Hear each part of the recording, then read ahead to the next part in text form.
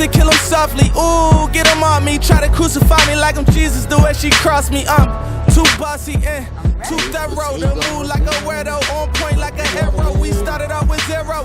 Now I'm seeing him. Hey guys. Hey, what's up, what's up, what's up? Welcome to skill number 1. Yeah, so we're going to tell you how to find the right house to save. So now you're on your way to be a real estate superhero, right? You need to figure out who's the right people to save and who's the people that you just kind of, let go on the side because they don't need your help. That's very important because, it's, as a superhero, you got to kind of manage your time out the right way. You can't save everybody. So I'm actually going to read a little bit through on what a seller is, and that's going to tell you how to find the right motivated seller. And I'm actually going to read right from our quick start guide. And this is what we give to our coaching students. We also use this ourselves as well, and it helps us to keep in line. Like, it's literally a guide that's like a syllabus and a checklist on what we can do, where we at in the deal.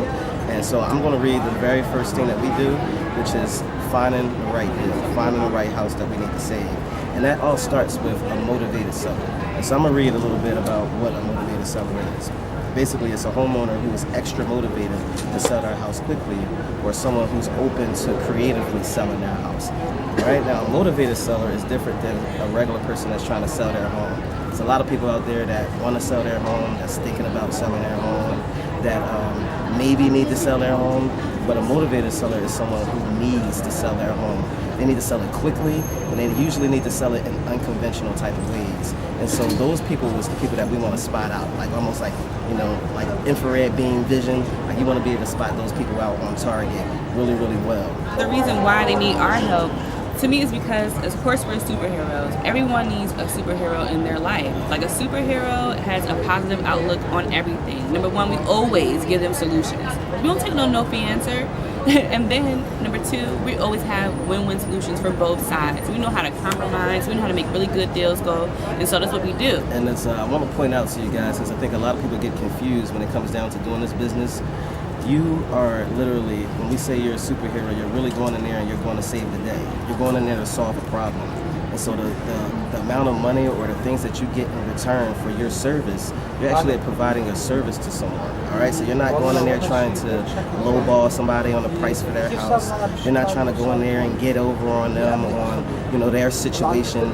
You're going in there with a solution-based mindset. You're going in there with a problem-solving-based mindset and with a service that you're providing. And that service is absolutely needed in this industry because people who are so-called real estate agents who have a license, they're not able to provide the service that you can provide as a real estate superhero. People who are traditional real estate investors, they're not going to be able to provide the things that you're going to be able to provide as a real estate superhero. We're going to teach you how to do this game totally differently, where you're going to provide a service and you're going to receive something in return for your service. And this is something that's needed. Your service is needed in this industry. Right? Yeah, your service is needed, and also how you are, your energy, that's how somebody on the outside is going to receive it and also give you back. Absolutely. So if you're going to be negative, unconfident, I'm pretty sure you're going to get negative, unconfident back. If you go in there confident, knowing, you're going to get that right back. So yeah, so let's we're going to give you some examples on what a motivated seller looks like. And we're just going to throw them out there and give you some examples of our separate deals. All right, so give us a moment. Hey guys, it's your girl Ashley Nicole. I just want to talk to you guys about my very first deal, my very first wholesale deal. The reason why my person was a motivated seller. Well, I'm going to take you through where I actually was at that time. So I owned a salon that was there, and I was a stylist, and I met a lady. She wanted to get a hair service, of course. And while she was in chair, she was just sharing with me about her life and how she just got a random notice from her job that she had to move to a different state. And the thing about moving to a different state, having a property, of course you want to know what to do, how should you sell, things like that. And she just sounded just so confused, and I didn't really know what to offer her, to be honest with you. I didn't even finish the program. I only went 2 days in the program. The program is a total of 7 days. I only went through it 2 days before I met this lady. And so I knew that she was motivated because she mentioned that she wanted to move to a different state. And also she needed money to move to a different state. And so she was going to use that money for whatever house, however way it was going to choose. She wanted to use that money to be able to relocate to a different state. So she was very motivated. at that point. And of course, with me only having 2 days, like only me doing 2 days at the real estate investment company, on the investment class, I didn't know anything. All I knew was what is a motivated seller and the fact that I could help them. And as a superhero, that's all you really need to know. They have a problem, you can fix it.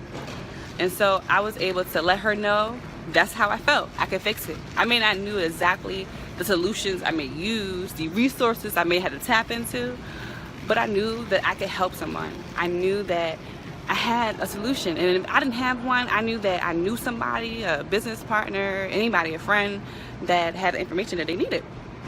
So that's pretty much how I knew. It came down to the motivated sellers itself, who it is, how or why. And so as your job, when you hear those things, hear people say, oh, I have this problem or I need this, and they're really like a motivated seller, you don't have to sell them. Your job is not to sell. Your job is to provide a service and a solution. That's all we care about. No sales is involved. If you sell to somebody, you have the wrong motive. That means that money is the motive. And that's not a good motive, because if you just have money in your mind, it will always be temporary. If you have service in your mind, that money is going to keep circling and circling and circling. And not just that, not this physical, tangible money, but as far as the energy and karma that's around us, you know? So, hope it helped a little bit on the motivated sellers. So that's how I figured out on my first deal. And when it comes down to your first deal, I hope you're able to come through as confident and provide a service and a solution. So there you have it, guys. Talk to you guys later. Yo, guys, I'm excited for you. I'm so hoping that you're excited for yourself. All right, so first you have to get your first house that you can save. That's when you really start feeling like you are bulletproof. There's nothing that can be done to you. You're unbreakable.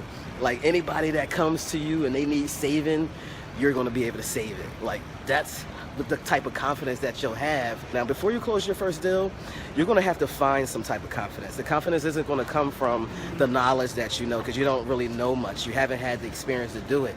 The confidence is going to come from just knowing that you can do it. You may not know how to do it, but you just have to know that you can.